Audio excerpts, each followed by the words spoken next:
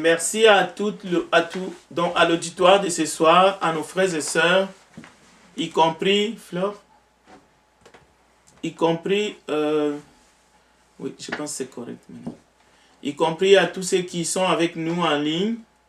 Nous bénissons le Seigneur, car il est vivant et il nous a donné cette opportunité de nous réunir autour de sa parole. Comme le thème est déjà connu, nous allons l'annoncer quand même.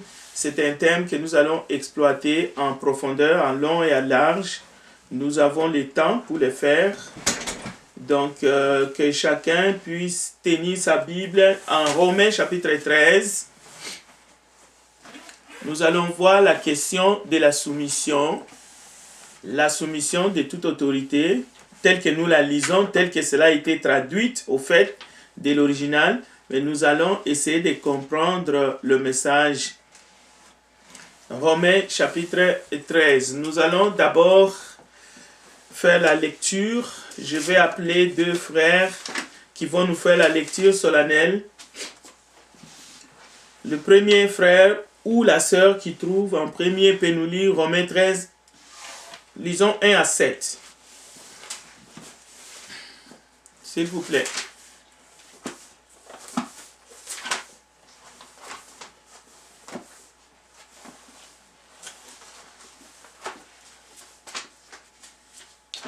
Bonsoir à tous. Romains chapitre 13, versets 1 à 7. Que toute personne soit soumise aux autorités supérieures, car il n'y a point d'autorité qui ne vienne de Dieu, et les autorités qui existent ont été instituées de Dieu. C'est pourquoi celui qui s'oppose à l'autorité résiste à l'ordre que Dieu a établi. Et ceux qui résistent attireront une condamnation sur eux-mêmes. Ce n'est pas pour une bonne action, c'est pour une mauvaise que les magistrats sont à redouter. Veux-tu ne pas craindre l'autorité? Fais le bien et tu auras son approbation. Le magistrat est serviteur de Dieu pour ton bien. Mais si tu fais le mal, crains. Car ce n'est pas en vain qu'il porte l'épée, étant serviteur de Dieu pour exercer la vengeance et punir celui qui fait le mal. Il est donc nécessaire d'être soumis, non seulement par crainte de la punition, mais encore par motif de conscience. C'est aussi pour cela que vous payez les impôts, car les magistrats sont des ministres de Dieu entièrement appliqués à cette fonction. Verset 7. Rendez à tous ceux qui leur est dû. L'impôt à qui vous devez l'impôt, le tribut à qui vous devez le tribut, la crainte à qui vous devez la crainte, l'honneur à qui vous devez l'honneur. Merci. Merci, frère Evolis, pour la lecture. La première chose d'abord qu'il faut se poser comme question, toute autorité dont il est question ici dans ces passages,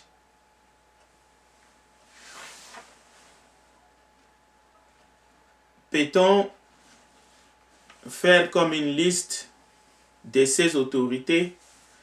Parce qu'il est clair que la suite, nous voyons le magistrat, ainsi de suite, on comprend donc il est question plus ici dans l'exemple que Paul cite dans sa lettre à la communauté qui était à Rome de l'autorité gouvernementale, parce qu'il est question des magistrats, du juge. Mais quand même, le verset 1 dit clairement que toute personne soit soumise aux autorités supérieures. Donc il est question des autorités supérieures, car il n'y en a pas d'autorité qui ne vient de Dieu. La seconde partie, car il n'y en a pas d'autorité qui ne vient de Dieu, c'est là où les questions viennent, telles que est-ce que toute autorité vient-elle de Dieu? Si on pose la question de la manière à savoir si toute autorité vient de Dieu, là on est censé aller comprendre quelle était les circonstances dans la communauté que la lettre a été adressée avant que cela puisse être un message général pour toute communauté, pour tous les peuples de Dieu ou pour tout le monde d'ailleurs. Parce que ce n'est pas seulement aux chrétiens de se soumettre justement à toute autorité selon l'esprit de la lettre, c'est tout le monde, chrétien ou non, juif ou non. Déjà à l'époque, il y avait plusieurs croyances. Donc, c'est un passage qu'on s'en sert souvent comme tremplin avant de comprendre l'essence, mais évitons l'erreur qui consiste à utiliser ces passages pour justifier n'importe quel type d'autorité. Nous verrons qu'il y a plusieurs types d'autorité. Dans le domaine politique, il y a des autorités, mais on trouve déjà au 1er siècle, même avant la venue de Jésus, les autorités religieuses dans les domaines religieux. Il y a des autorités, même au 1er siècle, on voit, il y a les Sanhédrins qui pouvaient juger un certain nombre de choses, tandis que les occupants s'occupaient d'une autre. Au fait, les chefs religieux avaient reçu l'aval des autorités, comme aujourd'hui. D'abord, aujourd'hui aussi, il y a aussi une partie qui est conférée à l'Église, par exemple, dans les cas de mariage, mais on est toujours on travaille en collaboration avec les autorités gouvernementales. Donc déjà au 1er siècle, dans la communauté juive ou dans les cadres où justement les sauveurs est né, on voit ces deux types d'autorité. Donc, mais il y en a plusieurs types d'autorité dans la parole de Dieu parce que c'est ça le cadre. Nous sommes en train d'étudier un sujet dans la parole de Dieu, on doit rester dans le cadre de la parole de Dieu. Quand on dit qu'il y a plusieurs types d'autorité, c'est-à-dire dans la parole de Dieu, si nous regardons de Genèse depuis les patriarches jusqu'à la venue de Jésus, nous allons voir dans les Écritures plusieurs types d'autorité. On ne peut pas parler d'autorité, d'un type d'autorité, que ce soit gouvernemental ou quoi, en dehors de la Bible. Si on sort du cadre de la Bible, là on va tomber dans le polémique, on va tomber au fait dans n'importe quoi. On doit, parce que c'est une étude biblique, on doit rester justement dans ce qui est dit, dans ce qui est écrit. On ne peut pas sortir. Donc, quoi qu'il en soit, il faut d'abord, avant de comprendre un texte, regarder les contextes littéraires et historiques de la lettre. Ici, c'est aux Romains. Donc, l'expression « toute autorité vient de Dieu », si on les prend en dehors de son contexte littéraire, cela peut servir de prétexte pour asseoir toutes les formes d'autorité, même les plus oppressives. Il convient donc de préciser le contexte littéraire de cette expression en vue d'éviter une interprétation littérale ou tendancieuse de ce passage. Romains 13 appartient à la seconde partie de la lettre qui commence déjà à partir du chapitre 12. Et cette partie est caractérisée par une série d'exhortations. Il y a toutes sortes de spéculations qui est dominée par deux sujets. Il y a la justification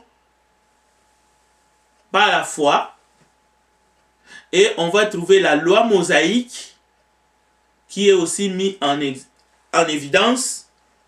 On va aller voir dans les chapitres, dans cette lettre-là aux Romains, on a déjà abordé ça en partie, la question de l'élection d'Israël. Et c'est dans tous ces contextes-là, justement, si vous regardez dans Romains chapitre 12, il est question, je vous exhorte donc, d'offrir votre corps comme un sacrifice agréable, ainsi de suite. Alors, nous avons des vérités fondamentales sur la doctrine chrétienne, sur la doctrine de Christ. Entre autres, soyez soumis aux autorités. C'est une doctrine de Christ. Mais cette doctrine-là, parce qu'elle est de Christ, cela veut dire qu'elle est basée sur des principes que Christ nous a apportés. Et ces principes-là, c'est la grâce et la vérité. Donc, soyez soumis à toute autorité ne peut pas être prise en dehors du contexte de celui qui nous a apporté cette doctrine Christ. Paul, ici, n'est qu'un instrument. C'est pour cela, avant même d'aller plus loin, pour extrapoler sur soyez soumis aux autorités, comme nous trouverons les autres formes, les autres types d'autorité où il est toujours question de soumission. Et là, souvent, on porte des gants, on marche avec toutes les prudences.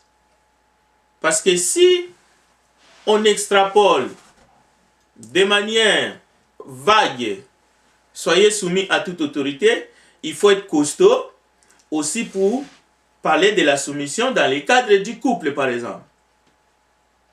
Vous comprendrez que toutes ces soumissions, ou dans le cadre de la soumission dans la communauté, soyez soumis les uns les autres. Là aussi, c'est une question de soumission. C'est toujours dans la doctrine du Christ, c'est-à-dire les chefs, même autorité, même message. Donc celui qui veut foncer à 1000 à l'heure sur Romains chapitre 13, soyez soumis à toute autorité parce que toute autorité vient de Dieu. Il faut bien expliquer les autres types d'autorité et que signifie la soumission dans ces contextes-là. Dans les contextes, par exemple, l'autorité parentale.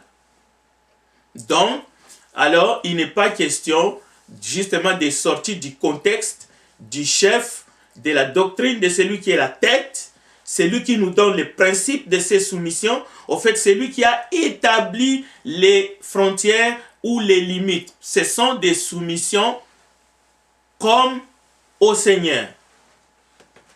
Ce n'est pas des soumissions comme au diable, parce que ceux qui sont soumis au diable, moi je n'en sais pas, parce que je ne connais pas cette autorité-là, parce qu'il en est une. Et ils savent quel type d'autorité, lorsqu'on s'engage, lorsqu'on signe un pacte avec cette entité, c'est quel type de soumission qu'on doit avoir envers cette autorité. Parce qu'ils sont cités dans la Bible, les autorités célestes, dans les lieux célestes. C'est biblique, Éphésiens chapitre 6. Alors ceux qui s'engagent volontairement pour être soumis à Satan, et ils peuvent définir c'est quel type d'autorité. C'est une autorité bête, donc on n'a pas un mot à dire, il n'y a pas de discussion, de toutes les façons, il n'y a rien à faire. Il n'y a rien à faire. D'ailleurs, c'est pour cela que la parole de Dieu nous avertit en disant ne donnez pas accès au diable. Parce que lui, c'est un gars sans foi ni loi. Bien. Toutes ces exhortations, poussées par le Saint-Esprit, nous allons voir comment est-ce que cela est arrivé à nos confrères déjà au 1er siècle et comment nous pouvons les comprendre pour notre bien-être spirituel. Bien. Soumission aux autorités supérieures. Le mot supérieur ici, ce n'est pas un détail. Il faut comprendre que même si la hiérarchie n'est pas la chose que nous devons justement essayer de démontrer par les Écritures dans le cadre de l'Église, mais on sait quand même que Christ est le chef de l'Église. Il a établi premièrement les apôtres, les prophètes, ainsi de suite. Ce n'est pas une hiérarchie dénaturée comme dans le monde.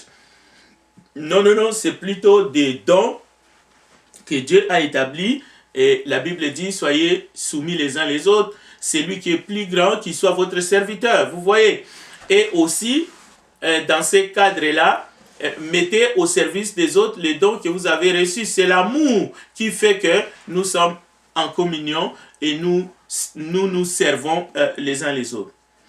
Donc, quelle est la volonté divine pour son peuple face à toute autorité supérieure sur la terre? Parce que nous vivons sur la terre. Il est question de comprendre quelle est la volonté de Dieu. Déjà, dans Philippiens chapitre 2, vous savez que c'est lui qui a quitté le ciel et qui est venu sur la terre. Philippiens nous dit de manière claire et nette, il s'est abaissé, il s'est humilié, il s'est abaissé vraiment jusqu'en bas.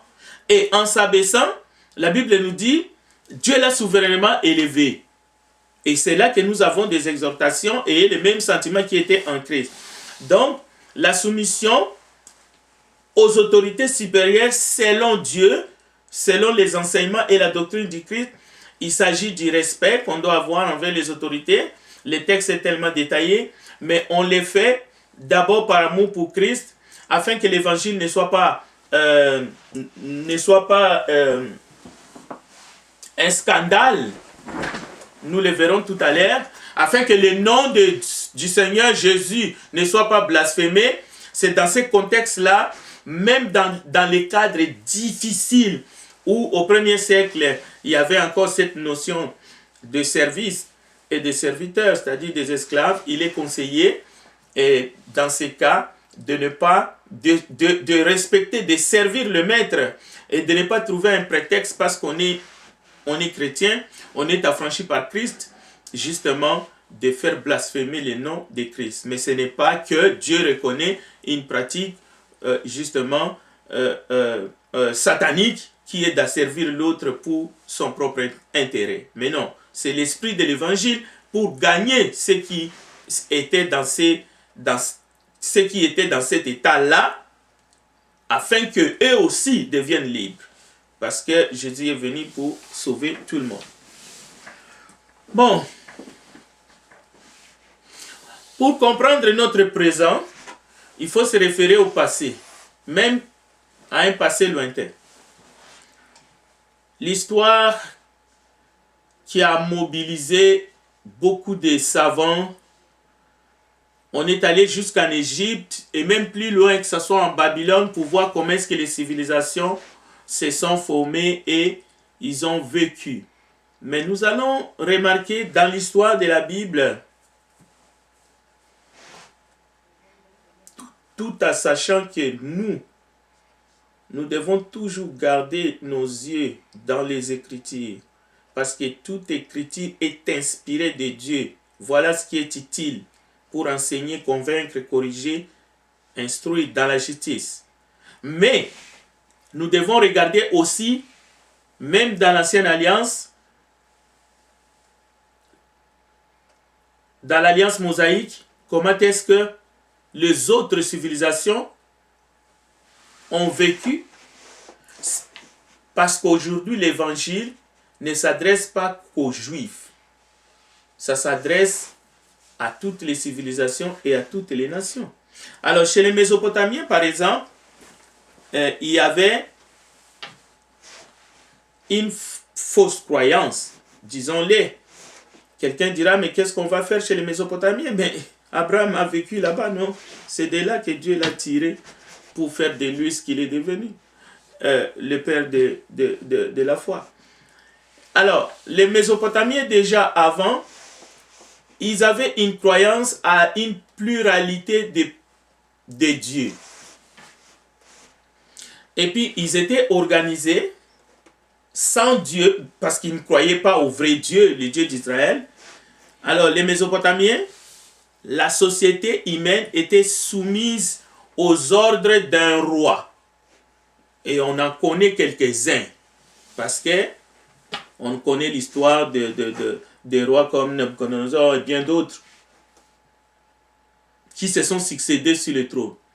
Alors, ce qui s'est passé déjà à cette époque-là, le roi était là, mais il était entouré par des sages, de magiciens, de devins, de savants, et aussi dans les cas des déportations, vous vous souvenez que parmi les Hébreux, il y avait des savants, il y avait des jeunes qui ont été déportés et qui se retrouvaient tout d'un coup dans la cour du roi.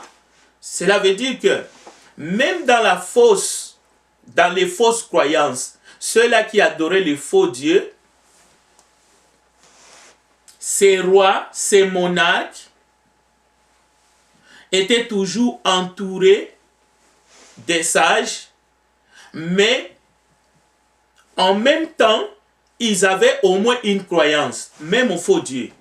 Cela veut dire que le roi était comme un intermédiaire, pas forcément comme dans le cas de Jésus, qui est le seul médiateur aujourd'hui, mais on voit que la royauté avait des croyances fausses aux dieux. Là, il s'agit d'un petit D avec X à la fin. Néhémie s'est retrouvé comme échéançon du roi. Je donne référence biblique, Néhémie chapitre 1, Néhémie chapitre 2. Pour aller reconstruire le muraille de Jérusalem, Néhémie va partir de la cour du roi, d'un roi qui ne croit pas justement comme Néhémie, mais qui va faire du bien, qui va donner un privilège à Néhémie, et Néhémie va retourner à Jérusalem pour aller construire, et qui vont mettre des bâtons, justement, comme on dit, qui vont faire obstacle au travail de Néhémie, recommandé par les dieux du ciel, ce sont ses propres frères. Sanballat, Tobija et les autres. Alors, en Israël, par exemple, dans la Bible, nous savons qu'il y a un roi qui est très connu, mais avant lui, il y en avait un autre. C'est David. Pendant 30 ans, il règne. Il règne dans les royaumes. Il est choisi, il est oint. Mais il a l'autorité. Mais pour faire bref, le roi, il est soumis. Le roi est soumis. Pas seulement à Dieu, mais il est soumis à la parole de Dieu, mais pas le prophète Nathan. Mais on peut citer bien d'autres cas. On sent que le roi a le pouvoir, mais en même temps, alors là, on ne peut même pas multiplier les exemples, parce qu'on sait qu'avant cela, Dieu était roi, déjà en Israël, et jusqu'au moment où le peuple va demander un roi qu'il voyait, et ainsi de suite, comme les autres nations, comme chez les autres nations. Mais qu'est-ce qui va se passer? Lorsque Salomon arrive au trône, il y a division. Le royaume d'Israël au nord et le royaume de Juda au sud. Là, pendant 60 ans, 7 rois vont se succéder dans le royaume d'Israël. Jéroboam, vous comprendrez pourquoi nous essayons d'élargir notre connaissance. Jéroboam arrive, il est roi, mais il fait pécher Israël avec les veaux d'or. Nadab vient, lui aussi, il fait ce qui est mauvais. Baécha, un roi, il a les pouvoirs, mais si vous lisez son histoire, son règne, c'est un meurtrier. Et là, c'est un roi, mais un ivrogne. Il est connu par ses ivresses. Zimri est connu comme étant un traître et un assassin. Omri, encore plus mauvais que ses prédécesseurs. Et Achab, c'est le pire qui arrive comme roi. Il règne. C'est-à-dire, c'est lui qui est à la tête du gouvernement, à la tête du peuple, à la tête du gouvernement. Achab, pire que tous, il est encouragé à mal faire plus que tous les autres rois, appuyé par sa femme Jézabel. Et là, on retrouve d'abord, pendant son règne, le culte à l'Éternel, le vrai Dieu, disparaît complètement. L'idolâtrie est généralisée. Les veaux d'or sont adorés dans plusieurs villes. Les prophètes de Baal exercent publiquement, mais publiquement, comme aujourd'hui, une religion idolâtre peut être reconnue dans une constitution d'un pays, ratifiée, légalisée. D'accord? Alors, c'était le cas pendant les règnes d'Achab. Donc, le culte de Baal était exercé publiquement jusqu'à ce que, vous connaissez l'histoire, Élie va se confronter justement avec ces prophètes de Baal et on connaît la suite. Pourquoi nous disons tout cela?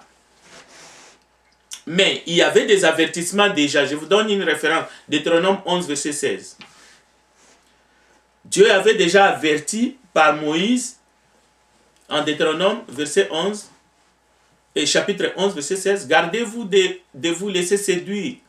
Gardez-vous de laisser séduire votre cœur, de vous détourner de servir d'autres dieux et de vous prosterner devant eux. Donc, l'avertissement était là. Ça, ce n'est qu'un texte parmi des milliers qui sont dans la Bible. Mais, voilà les peuples qui s'est rebellé contre le Dieu qui les a fait sortir d'Égypte. Maintenant, revenons en Égypte qui est le berceau de l'alliance de Sinaï. Je ne dis pas que c'est en Égypte que Dieu donna à Moïse la loi, mais c'est là que se trouve le berceau. Pourquoi? Parce que c'est en Égypte que l'ange de la mort est passé. C'est en Égypte qu'on a mis le sang sur le linteau des portes, qui était déjà un signe précurseur de ce que Dieu allait faire plus tard par Jésus-Christ, par le sang de Jésus-Christ qui est l'agneau de Dieu immolé, par lequel nos péchés sont ôtés. C'est en Égypte. Alors, comment cette société était organisée? Donc, alors, je vous donne le texte, c'est Exode 12, 13, où il est écrit, le sang vous servira de signe sur les maisons où vous serez. Je verrai le sang, je passerai par-dessus vous, et il n'y aura point de plaie qui vous détruisent, quand je frapperai l'Égypte. Donc, en Égypte, avant et au temps de Moïse, il y avait le culte d'Aton. Et ce culte-là, c'était un culte qui était construit politiquement. Et ce culte, au fait, a consacré l'Égypte. L'Égypte avait consacré ce culte à un faux dieu, Aton, qui prétendait tenir le pouvoir. Donc le pouvoir en Égypte était tenu par ce dieu, Aton, à qui l'Égypte vouait son adoration. C'est pour cela qu'il y a un certain roi qui va arriver, que nous connaissons, Akhenaton, et qui va imposer un culte monothéiste. Donc, la religion et la politique, dans tous ces exemples que nous voyons, et particulièrement ici nous sommes en Égypte, on peut voir que ça marchait ensemble de pair. Dans l'ancienne Égypte, c'était au cœur même de l'Égypte. Aujourd'hui, si vous regardez l'histoire de l'Égypte, vous allez voir, on parle beaucoup du temple de Héliopolis, le culte du dieu soleil. C'est l'élément central de la religion de l'Égypte ancienne. Et Héliopolis, c'était le centre. Donc, le temple de Héliopolis, c'était l'endroit même où, selon eux, la création du monde fut amorcée. Mais c'est aussi le siège du tribunal des dieux. C'est-à-dire, c'est là où les dieux égyptiens siégeaient pour trancher sur tout ce qui était important. Et c'était même la résidence divine. Comme dans l'ancienne alliance, les tabernacles, alors en Égypte, donc c'est le temple de Hiélopolis, la résidence divine. Donc, c'était lors une obligation royale d'octroyer des donations somptueuses de bâtiments, de fondations pour ces dieux-là. Et voilà le modèle des autres civilisations, justement parce qu'ils ont suivi les modèles égyptiens. Aujourd'hui,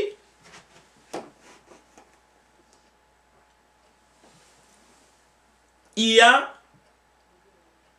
comme une sorte de conflit, on peut dire même une guerre froide, entre le pouvoir politique et le pouvoir religieux. Alors, ces textes bibliques inspirés de Dieu ne doivent pas servir de rempart dans le cadre de cette guerre froide entre les religieux. Je n'ai pas dit les chrétiens. J'ai bien dit les religieux. On verra la différence entre un religieux et un chrétien. Alors, vous venez de voir que depuis des civilisations anciennes, il n'y avait pas cette guerre-là.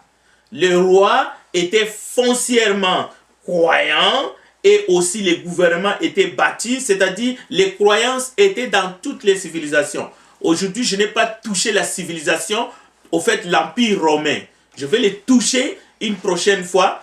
Vous allez voir comment est-ce que les croyances, même les fausses, religieuses, et le pouvoir établi qui gérait la cité s'emboîtait. Voilà les mots que j'ai cherchés.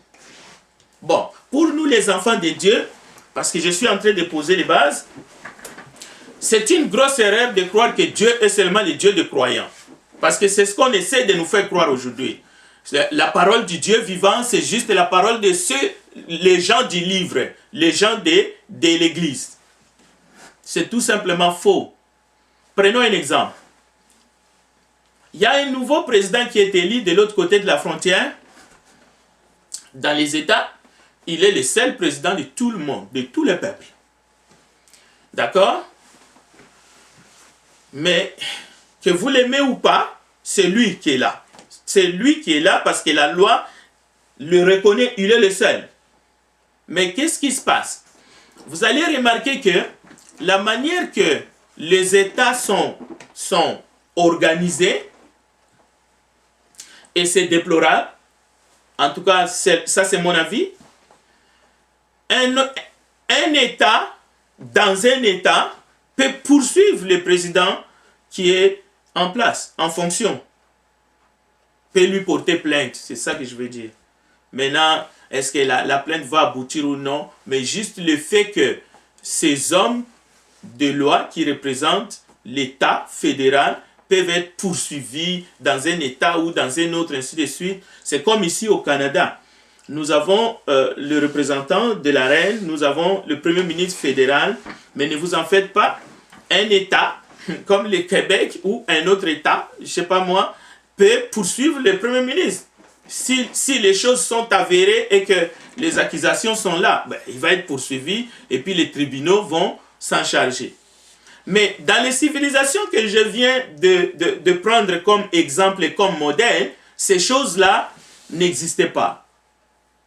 Hein, écoutez, Nabucodonosor ou bien Akhenaton ou bien d'autres rois, ou en Afrique, il y avait aussi des royaumes, ainsi de suite. Écoutez, même en Grande-Bretagne, en Royaume-Uni, écoutez, allez poursuivre la reine, il faut vraiment avoir 10 kilos. Mais aujourd'hui, la manière que... parce qu'il faut faire allégeance à la reine si vous voulez avoir la citoyenneté, que ce soit en Royaume-Uni, même ici au Canada. D'accord? Si vous voulez devenir citoyen canadien, vous devez faire allégeance à la reine. Bien. Alors, il y a plusieurs formes de pouvoir. Il y a plusieurs types d'organisation des États. Alors, pour bien comprendre la soumission prônée dans la parole de Dieu aux autorités supérieures, il faut comprendre ces commandements en esprit et en vérité. Il ne faut pas se servir des textes des lois constitutionnels au fait qui n'ont rien à voir avec la Bible. Les humains créent, le Parlement vote des lois. Mais ce n'est pas à l'aide de toutes ces choses qu'il faut aller interpréter. Soyez soumis à toute autorité, car toute autorité vient de Dieu. Non, il faut comprendre ces textes en esprit et en vérité. Même s'il y a plusieurs croyances dans le monde, mais nous savons qu'il y a un seul Dieu. Dieu n'est plus, Dieu n'est pas, Dieu n'a jamais été seulement et uniquement le Dieu d'Abraham, d'Isaac et de Jacob. C'est l'erreur que beaucoup ont fait. Même lorsqu'il s'est choisi un seul peuple élu, mais Dieu était le Dieu de l'univers. Parce qu'il est le créateur. Même ceux qui nient Dieu, même ceux qui ne veulent rien savoir pour conserver leur pouvoir. Ça, c'est un exemple. Parce qu'il y en a qui disent, vous ne savez pas pourquoi les gens refutent la parole de Dieu ou refutent l'Église. C'est parce qu'ils ne veulent pas de problème. Ils veulent garder, ils veulent gérer, ils veulent soumettre les gens, au fait les asservir, mais ils ne veulent pas la vérité circonscrite dans la parole de Dieu qui est esprit et vie. Mais nous savons que Jésus-Christ, la vérité, les seigneurs des seigneurs, écoutez bien, les seigneurs des seigneurs, qui sont ces seigneurs-là, avec un petit s?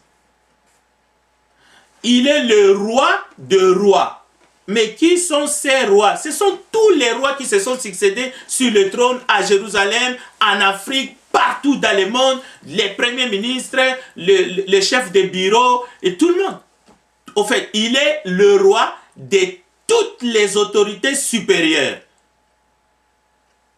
Et il est le roi des autorités qui sont dans le lieu céleste. C'est-à-dire les démons et Satan en personne. Jésus. Il est le roi de la terre. Voilà. Il est la parole faite chair. Donc, celui qui ne croit pas d'abord à l'autorité suprême, à l'autorité souveraine de celui qui a créé les cieux et la terre, celui qui a reçu toute autorité dans les cieux, sur la terre et sous la terre, celui qui pense que Dieu est un concept, celui qui pense que la Bible a été écrite par les hommes, est-ce que cet homme-là a le droit même de prononcer dans sa bouche toute autorité vient de Dieu? Comment est-ce que tu peux dire toute autorité vient de Dieu, mais tu ne crois pas à l'autorité suprême de Dieu? Comment est-ce qu'on peut s'en servir? Non, ce n'est pas possible. Donc, mais nous les enfants de Dieu, nous le peuple de Dieu, nous devons savoir. C'est le but même de ces études durant ces mois pour que nous puissions obéir aux autorités supérieures, mais pas bêtement, mais avec en esprit et en vérité, avec connaissance. Donc, celui qui ne croit pas à l'autorité suprême, c'est lui qui veut que sa femme soit soumise comme il veut, mais pas selon le Seigneur. Alors il y a un problème. Il y a un vrai problème. De toutes les façons, vous savez que ça ne fonctionne pas. Bon, celui qui ne croit pas à l'autorité de la parole divine n'est pas notre ennemi, mais peut-on lui être soumis? Dans quel cadre? On peut les supporter. On peut les supporter. Alors, que nous enseigne Romains chapitre 13, les versets 1 à 7, tel que le frère Révolis nous a lu. Nous entrerons dans le détail. Aujourd'hui, nous n'aurons pas le temps. Il me reste 5 minutes seulement pour laisser un peu la place. Parce qu'on n'est pas encore entré dans les vifs du sujet. Je vois mal qu'aujourd'hui, les questions puissent tomber. Mais si ça y est, je vais m'arrêter à 50. On va vous donner quand même l'opportunité de poser des questions. Alors, nous devons obéir aux autorités.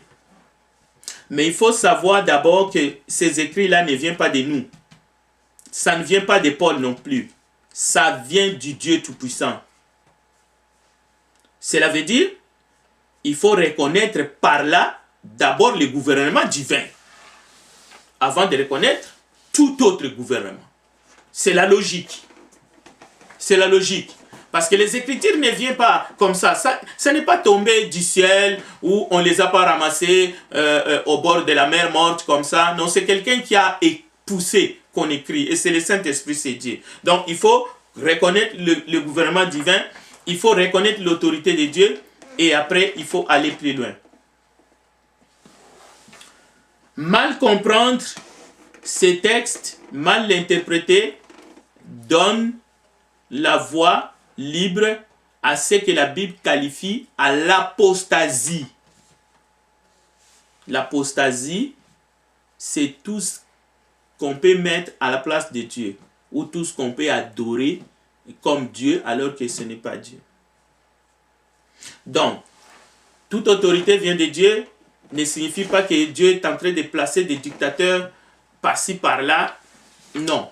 Il y a des gens d'ailleurs qui ont double et triple nationalité, ont fait parachuter dans un pays pour servir les intérêts de ceux qui l'ont nommé. Au fait, il y a plus aujourd'hui des gens qui sont nommés comme président de la République, surtout dans les pays en voie de développement. Ces gens-là, ils sont installés à partir de l'extérieur.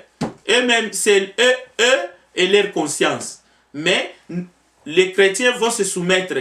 Nous ne sommes pas là pour juger, mais on va se soumettre. Mais on va se soumettre selon la volonté de Dieu. Pas selon la volonté des hommes. Parce que la Bible dit, il ne faut pas se mettre, se laisser. Il ne faut pas redevenir esclave des hommes. On va se soumettre. On va se soumettre. Mais selon la volonté de Dieu. Parce que c'est de la parole de Dieu dont il s'agit. Ce n'est pas la parole de l'homme. Les principes de toute autorité vient de Dieu. Selon les contextes signifie c'est Dieu qui a institué. Pas seulement, disons, le modèle des institutions vient de Dieu. Mais on ne les voit pas seulement dans le gouvernement humain ou disons simplement dans la politique. Non. Dieu a institué ces principes-là, on les voit dans l'Église. On l'a dit au début, dans l'Église aussi. Dieu a établi. Et avant même de parler du gouvernement humain et même de l'Église, c'est dans la famille d'abord. Dieu a commencé à instituer. La première institution, c'est la famille. C'est la famille. Et il y a l'autorité là-dedans. Maintenant, tu es passé par où pour invoquer la soumission au niveau du gouvernement? Tu es passé par où? C'est dans une famille. Mais est-ce que tu as vu d'abord cette institution? Est-ce que tu as vu cette autorité? Est-ce que tu l'as respectée? Est-ce que tu as obéi à la parole de Dieu qui nous demande à tous, que tu sois président de la République, que tu sois manœuvre dans un chantier, tu dois te soumettre à la première institution dans la famille. Il y a le père, il y a la mère et il y a les enfants. C'est pour cela un général disait à ceux qui venaient se faire enrôler à la police, écoutez, vous ne serez pas des bons policiers si déjà chez vous, à la maison, chez vos parents, vous êtes des rebelles. Vous n'avez pas appris à respecter l'autorité parentale. Donc, nous allons voir que cette autorité est, Dieu l'a mis dans ce monde, mais dans plusieurs sphères. On peut aller les retrouver même chez les animaux. Vous allez voir que il y a les chasseurs parmi les lions, c'est la lionne qui chasse, et ainsi de suite. Donc, les principes de la soumission, c'est une bonne chose. C'est lui qui dirige, c'est lui qui gouverne cette institution, c'est lui qui a conçu ses fonctionnements et qui l'a établi parmi les humains, c'est Dieu. Voilà ce que Romains chapitre 13, verset 1 nous dit. Il est 50. Alors, je vais m'arrêter ici. Les autorités supérieures ne sont pas que gouvernementales. On les retrouve dans les familles, dans les sociétés, dans les assemblées, localement, dans les couples entre mari et femme. Alors, nous devons être soumis les uns les autres selon la volonté divine. Je m'arrête là, je retourne la parole chez notre frère Enrico. Pour ce soir, nous continuerons la prochaine fois. Et si quelqu'un a une question, un commentaire, le temps vous est donné. Merci, Frère Frédéric, pour cette étude extrêmement importante, extrêmement intéressante. Et c'est justement la première partie d'une série d'études sur le livre de Romains, chapitre 13. Et maintenant, nous laissons quelques moments pour, si vous avez des questions ou bien commentaires, je vous cède le micro, la parole.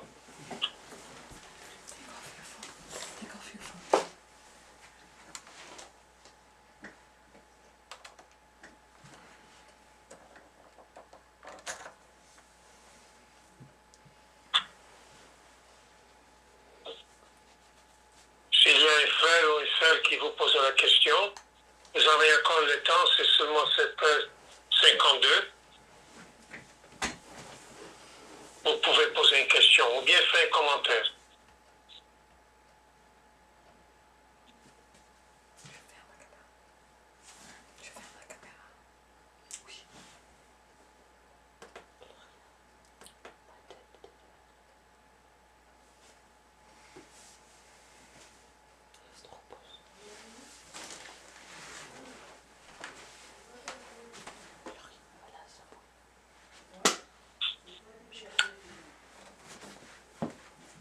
Alors, s'il n'y a pas de questions, on va passer Oui, à Kerly. les annonces. Attendez, Kerly, je pense qu'il a une question. Ok, Kerly. Oui, bonjour frère Frédéric, bonjour frère Enrico, bonjour à tous. Bonjour. Alors, ma question, je vois frère Frédéric, même dans l'Ancien Testament, et si on regardait David face avec Saïl, on voit que le peuple, il a bien demandé à Dieu un roi. Et on voit que Saïl, il a fait des choses, et je dirais même contraire à la volonté de Dieu.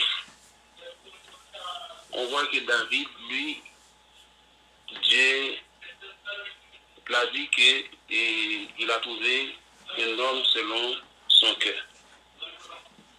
Donc, ce soir, vous parlez de l'autorité, le sujet c'est l'autorité. Moi, j'aimerais savoir,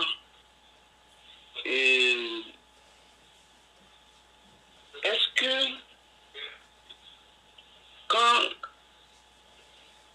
on met Paul à parler que nous devons respecter toute autorité, parce que toute autorité vient de Dieu. Est-ce que aujourd'hui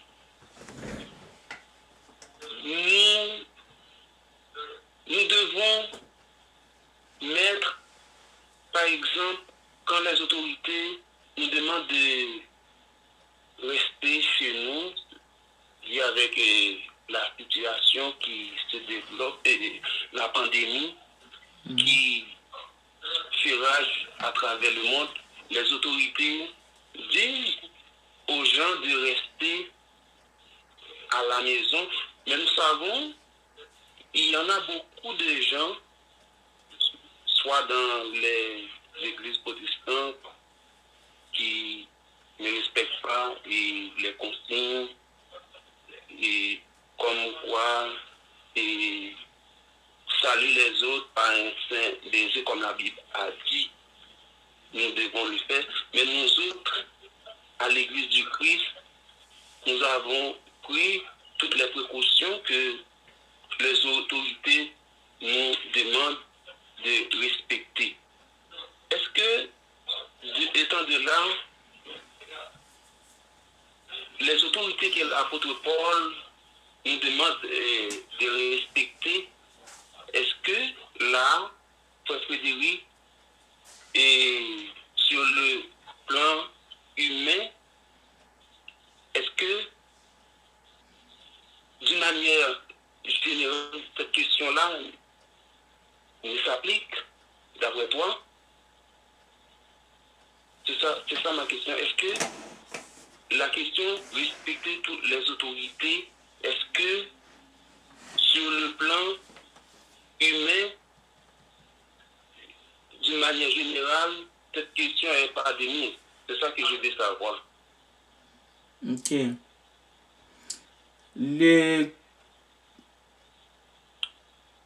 Quand le gouvernement nous demande de respecter les consignes sanitaires, c'est pour notre bien. Et dans cette demande, il n'y a pas une volonté manifeste de l'autorité supérieure de nous empêcher d'adorer notre Dieu. Au contraire, c'est une prévention afin que nous ne puissions pas tomber malades. Donc, nous sommes dans les bons. Ceux qui décident de ne pas suivre ces consignes sanitaires n'agissent pas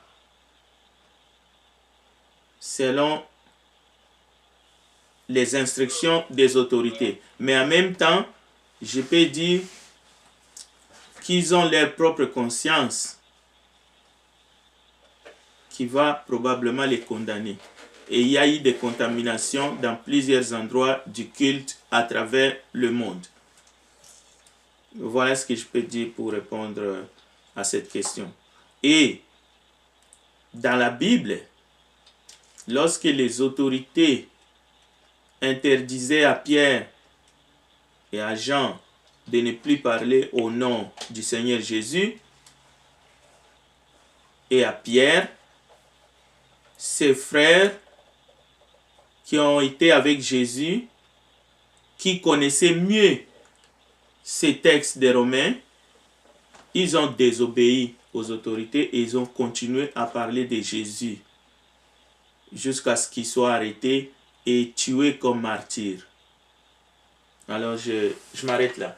Est-ce qu'il y a d'autres questions? Je pense qu'il est 58. Je vais faire les annonces parce que nous avons aujourd'hui une nouvelle qui touche la famille de notre frère Mira et notre sœur Matani. Notre frère Mira vient de perdre sa grande sœur du côté des États-Unis. Alors, prions notre Dieu qui console les cœurs, qui puisse consoler les cœurs de notre frère et aussi de notre sœur, ainsi que les enfants qui sont ici et la grande famille au Canada, aux États-Unis et en Haïti. Et continuons à prier pour notre frère Tony Kujamzakis, qui est toujours aux urgences, je crois, parce que je parlais avec lui lundi. Et espérons que ces traitements vraiment puissent être bénéfiques et que notre frère puisse rentrer à la maison. La bonne nouvelle, c'est que notre contact, Madame Antonia Maria, qui était à l'hôpital Saint-Jérôme pendant presque une semaine et demie, vient de retourner chez elle depuis hier. Alors nous remercions Dieu pour cette guérison et continuons à prier pour son rétablissement complet. Merci. Merci, frère Frédéric. Merci pour les annonces. Merci pour la participation de tout le monde. Et nous terminons avec le dernier chant, 279. Et après, nous allons en prière avec le frère Jérémie Ferruti. 279, mes frères et sœurs.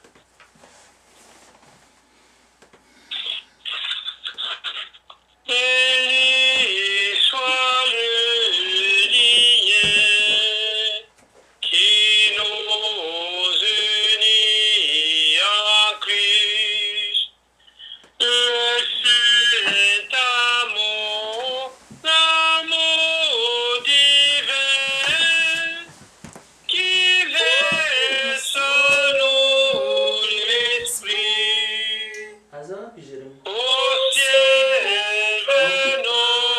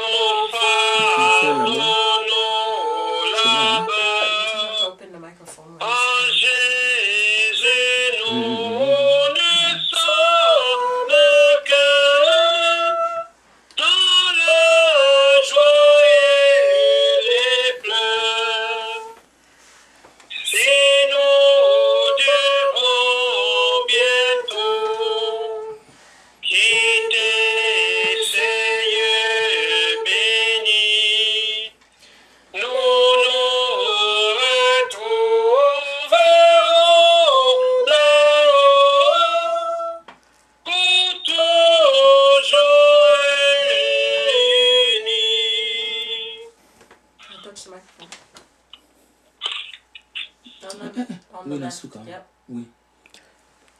Prions. Seigneur, merci pour cette journée et merci pour l'étude qui s'est bien passée. Fait qu'on puisse la mettre en pratique.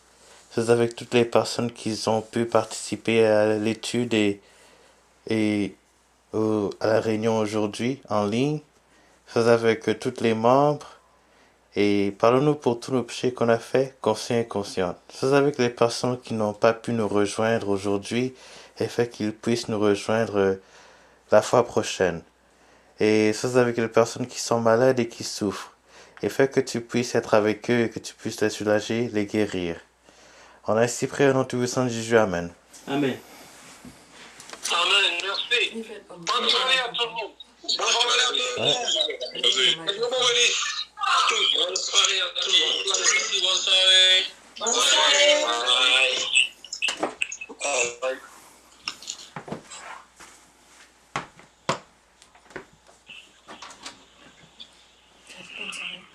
Bonne soirée. Bonne soirée à tout le monde. Bonne soirée, Marie. Bonne soirée à tous. Bonne soirée, Mira.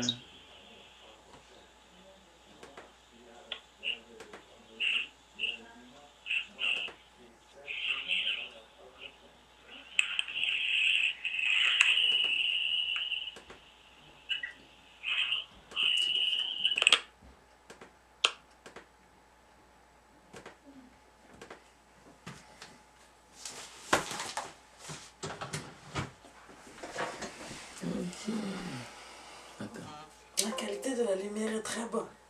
Ah, il est bon.